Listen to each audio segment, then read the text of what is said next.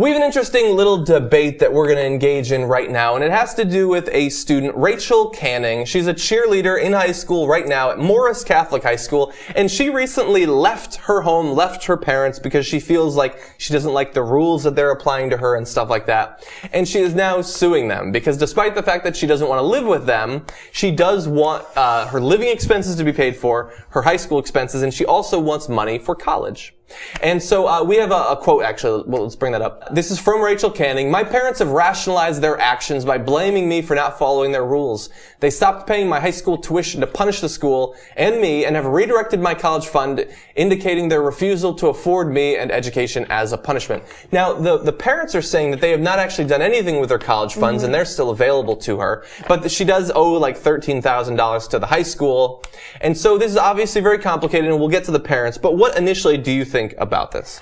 I think it's really difficult to pick which side. Like, do you have a side that you pick, that you believe? Yeah, I do. I'll get to that. Oh, okay. Okay, well, what do you think? It's just kind of really upsetting. Like, it's come to this, like, the world that we live in. Yeah. It's like, can you imagine going to sue your parents? Because no, I can't imagine, actually. And it's just, I wonder what the dynamic really is. Yeah, it's hard. Obviously, we don't know for sure. We can only infer from these statements. But it's hard to imagine that, look, like, for all I know, they probably did have very harsh rules. A lot of parents do.